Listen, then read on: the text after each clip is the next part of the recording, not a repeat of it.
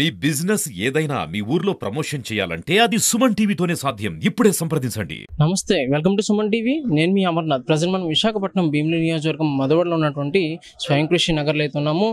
అతి కిరాతకంగా అయితే కనుక ఇక్కడ ఇద్దరు మనుషులు అయితే కనుక చంపే యత్నం చేశారు. అందులో ఆల్రెడీ ఒక ఆవిడ చనిపోయిన పరిస్థితి అయితే కనబడుతుంది. ఈ యొక్క ప్రేమోన్మాది చేసినటువంటి ఇటువంటి దుర్ఘటనకు స్థానికులంతా భయాందోళన అయితే గురి చెందారు. వీరి యొక్క ఇంట్లో వాళ్ళు అయితే ఉన్నారు. ఒకసారి వాళ్ళతో మాట్లాడి తెలుసుకుందాం. అమ్మ నమస్తే. అమ్మ ఏం జరిగింది సార్? యాక్చువల్గా మాకు ఇప్పుడు 2 గంటలకే ఫోన్ వచ్చింది. ఇక్కడ ఏదో అంటే ఇలా ఒక అబ్బాయి వచ్చి చంపేశాడని తెలిసింది.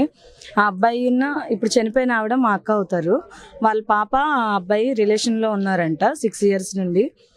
పెళ్ళికి కూడా ఒప్పుకున్నారు. మేబీ మరి మధ్యలో ఏం జరిగిందో తెలీదు. కానీ అబ్బాయి మార్నింగ్ వచ్చి చంపేసి రిటర్న్ కూడా వెళ్ళిపోయాడంట. చిలకపాలెంలో ఉన్నట్టు కూడా తెలిసింది ప్రెసెంట్ అయితే. అసలు అంటే ఇదే ఫస్ట్ టైం అండి, లేదంటే ముందు ఎటువంటి గొడవలు ఏమి జరగడం ఏమైనా? మరి ఇప్పటి వరకు అయితే మాకు గొడవ జరిగినట్టు అయితే తెలియలేదు సార్. కాకపోతే వాళ్ళిద్దరూ ప్రేమలో ఉన్నారు, పేరెంట్స్ ఒప్పుకున్నారు పెళ్ళికని కూడా. యాక్చువల్గా ఇప్పుడే తెలిసిన ఇన్ఫర్మేషన్ ఏంటంటే పేరెంట్స్ కొంచెం టైం అడిగారంట. అమ్మాయి కూడా 20 years old. సో అమ్మాయికి కొంచెం టైం కావాలి పెళ్లి చేయడానికి అని చెప్తే ఆ అబ్బాయి టైం ఇచ్చే గ్యాప్ కూడా ఇవ్వకుండా అంత టైం కూడా తను ఆగను అని చెప్పాడంట. అని చెప్పి మరి ఏం జరిగిందో మధ్యలో తెలీదు. అబ్బాయి అయితే వాళ్ళ మదర్ని చంపేశాడు. అమ్మాయికి అయితే పేక్ కట్ చేసేసినా సరే అమ్మాయి రోడ్డు వరకు మెల్లికి వచ్చింది. పోలీస్ తీసుకెళ్లి గాయత్రి హాస్పిటల్లో అడ్మిట్ చేశారండి. న్యాయం అయితే జరగాలి సార్. ఎందుకంటే ఇలాంటి ప్రేమోన్మాదులు ఎంతమంది ఆడపిల్లల జీవితాలతో ఆడుకుంటారు సార్. ప్రేమించే పేరెంట్స్ టైం అడిగితేనే ఇవ్వలేదంటే అబ్బాయికి ఆ మాత్రం ఓపిక లేనప్పుడు నెక్స్ట్ ఎలా చూసుకుంటాడండి? కాబట్టి ఇలాంటి వాళ్ళని అయితే నడి రోడ్డు మీద ఉరి తీసేసినా సరే తప్పులేదు సార్. ఎందుకంటే ఈరోజు మా పిల్ల అయిపోయింది, రేపు ఇంకో అమ్మాయి అవ్వచ్చు.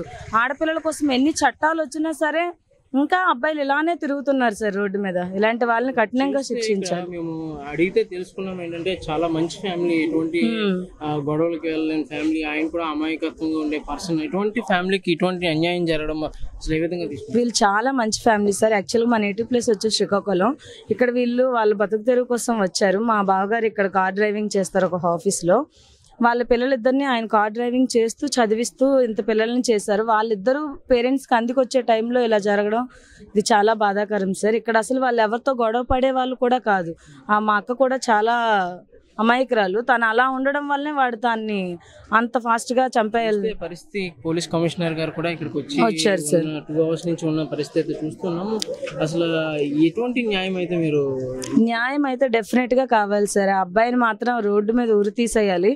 గవర్నమెంట్ కూడా వీళ్ళ ఫ్యామిలీకి తగిన న్యాయం చేయాలని కోరుకుంటున్నాం సార్. Thank you. చూశారు కదా పరిస్థితి.